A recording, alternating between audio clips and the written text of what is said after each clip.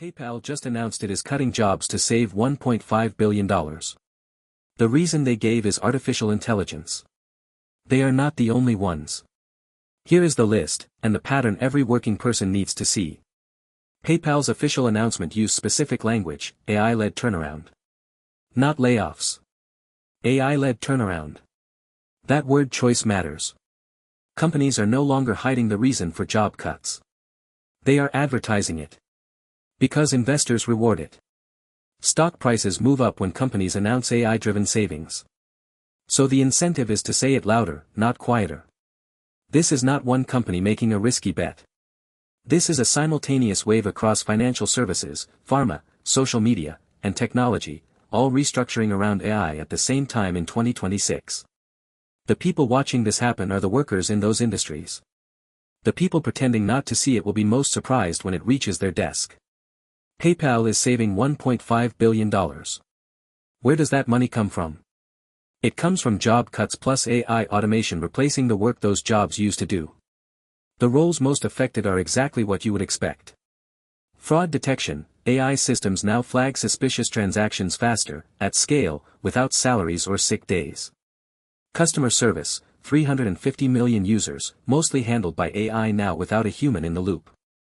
Back-office processing, the pattern matching, rule applying, data filing roles that keep a payments company running. AI handles pattern matching better than humans at scale. The CEO called this an AI-led turnaround. Not a layoff. That framing is deliberate. It sounds like progress. It sounds like innovation. But the result is the same, fewer people on payroll. What matters is the signal it sends to every other CFO watching.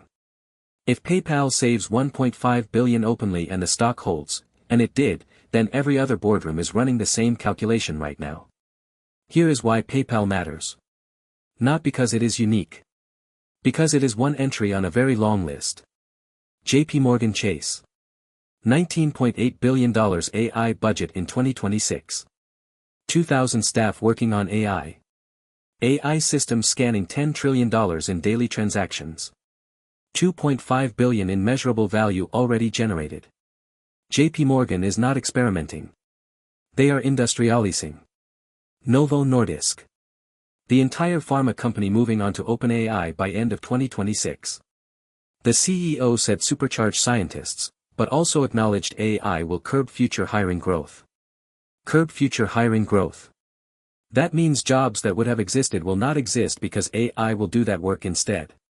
Snap. Restructuring saves $500 million annualized in the second half of 2026. Stock rose 11% on the news. The market rewarded them for cutting people. That signal has been received by every public company with a board and a share price. Eli Lilly. AI is paying off everywhere across the company except drug discovery. Except drug discovery, the one area where AI was most hyped. The boring places delivered. The breakthrough promise did not. AI is not producing magic where we imagined it. It is delivering efficiency where human labor was the bottleneck. Financial services, pharma, tech, social, all restructuring simultaneously around AI in 2026. These are not copycat moves. These are independent companies with different business models all reaching the same conclusion at the same time. The economics have crossed a threshold. And the social permission to say it openly has arrived. All at once. Now the jobs question. The honest breakdown. The augmentation narrative, AI helps humans do more, is true at senior levels. Strategy, relationship management, complex judgment. Those roles are being augmented. Mid- and entry-level roles with high repetition and pattern matching are being replaced. Not augmented. Replaced. The augmentation story is true at the top. The replacement reality is true everywhere else. The uncomfortable math, if AI does the work of 10 people and a company only needs 6 to manage the AI, what happens to the other 4? In 2026 they are not at that company anymore. Whether they find equivalent work elsewhere depends entirely on whether they have the skills to direct AI systems or the domain expertise AI still cannot replace. The industries most exposed in the next 12 months are the ones with large volumes of knowledge work that is primarily reading, writing, and pattern matching. Financial services. Legal. Insurance.